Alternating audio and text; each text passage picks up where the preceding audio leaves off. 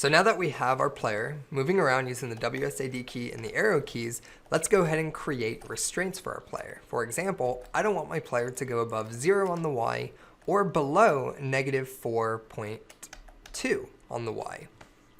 Likewise, I want it to be that when I go all the way to the right of the screen, I appear on the left and vice versa. I should be able to wrap. So what we're going to be introducing in this video is the concept of if-then logic using if statements.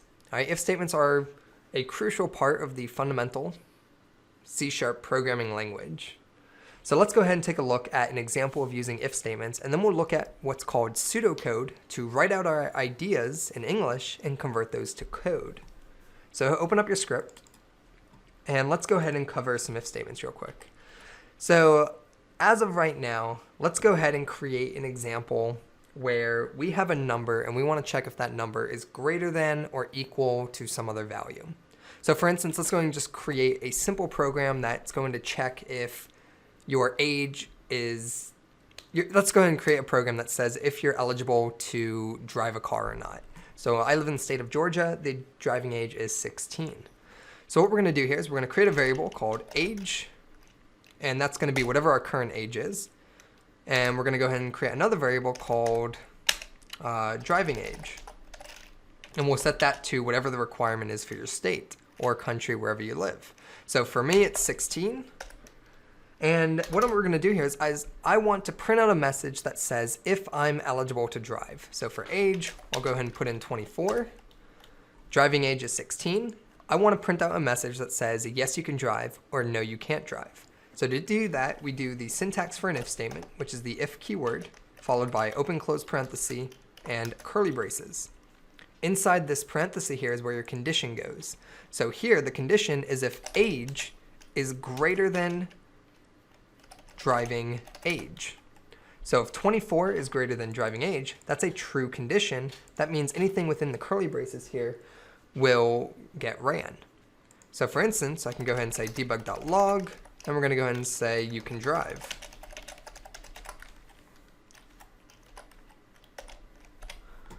So let's go ahead and run that. And you can see here, it says you can drive.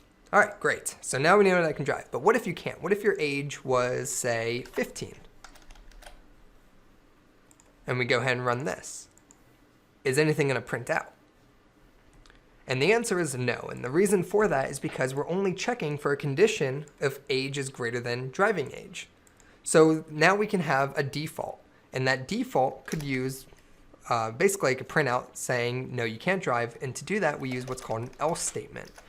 We use the else keyword followed by brackets. So if this condition is true, then what's in the curly braces will get ran. Otherwise, it's going to default on the else. And we can go ahead and say debug.log.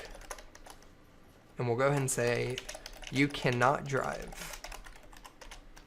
And if we run that and we have an age of 15, obviously it's a false condition. 15 is not greater than 16. So it results in the else statement getting called. And you can see here it says you cannot drive.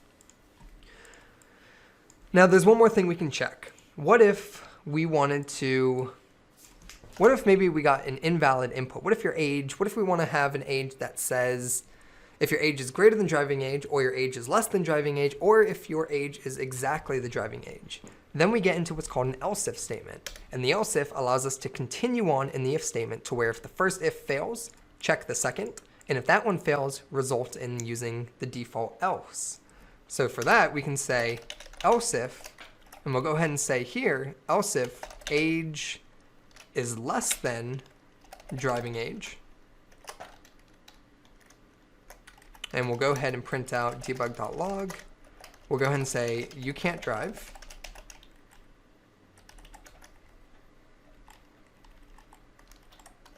And then down here, we'll go ahead and have a default case.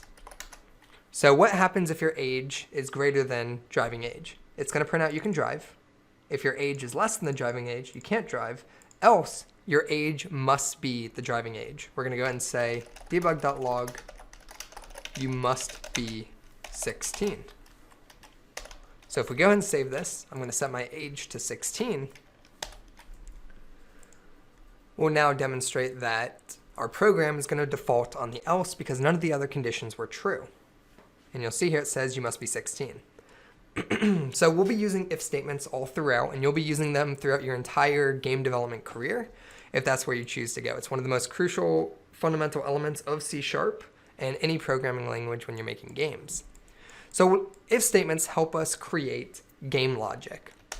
So what we want to do right now is we want to create a program that's going to limit our player from going above 0 on the y-axis. So what I recommend doing is writing out pseudocode for what you're trying to do, and then we can think about the problem and convert that pseudocode to real C# code. So for instance, pseudocode is just a simple comment, and we go ahead and say if player on the y is greater than 0, then what do we want to do?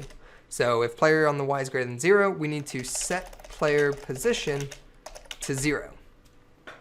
And as you can see here, we wrote this out in plain English, and we can now easily convert this. So here we're going to create an if statement, and we're going to say if player on the y is greater than 0. How can I get the y position of the player? Well, it's part of the transform, and it's part of the position, and I want the y. If the transform.position.y is greater than 0, then what do I want to do? I want to get the current position, and I want to assign it basically to 0, right? So we're going to go ahead and say new vector 3, and we'll place in 0, 0, 0. Let's go ahead and test this and see what happens. Let that compile, go ahead and run it. You'll see now that we can't go above the x, or I'm sorry, we can't go above the y. If we click on the player, our position is at 0, 0, 0. I can move down, I can move left and right, but what happens if I'm all the way over here and I go all the way up? Why does it snap back to the center?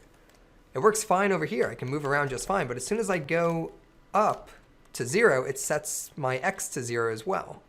Well, if we look at our code, we're telling it to do exactly that. We're resetting the x value and the y and the z all to 0. What I really want to do is set the player position on the y to 0. So to do that, that means our x needs to be the same value of x that it currently is. So to get that, we just say transform.position.x. We want to use whatever current value is assigned to the player at that given time. We just want to change the y back to 0, and we can keep the z back to 0. If we save that, you'll see that everything works really, really well. So how would we go about restraining it on the bottom? Well, because we're using an if statement checking for one condition, and we're going to use the exact same if statement checking for this condition if it's less than negative 4.2, we can go ahead and use an else if statement. So for example, we can go up down here, we can say if transform.position.y is greater than 0, else if transform.position.y is less than negative 4.2, and make sure you use an f because it's a decimal value, it's a float value. So here we're checking for else if transform.position.y is less than 4.2f, then what do we want to do? The y position now needs to be set to negative 4.2f. So once again, we'll say transform.position, we get the current position, and assign it a new position. And we're going to say new vector 3. We're going to keep our x value the same. We're not going to modify the x. So transform.position.x, and the y value is going to be negative 4.2f, and 0 for z. Let's go ahead and save that. Let it compile. Let's go ahead and test it out. And as you can see here, I can't go above 0 on the x, or I'm sorry, 0 on the y, and I can't go below negative 4.2 on the y as well. So right now we've constrained our player. So as a challenge for you guys, what I want you to do is you have two options here. Go ahead and restrain it on the x-axis, so I can't go past 8.15 on the x and negative 8.15 on the x. Or go ahead and make it so that when I go off the screen, which would be about 9.4 on the x, that I appear all the way on the left, and that I also would appear on the right if I'm going to the negative 9.4. So if it's less than negative 9.4, then I move to the right side. So we're creating sort of a wrapping feature. Whichever one you decide to go with will not affect the rest of the game, so go ahead and make it yours, make it unique, and see you in the challenge review.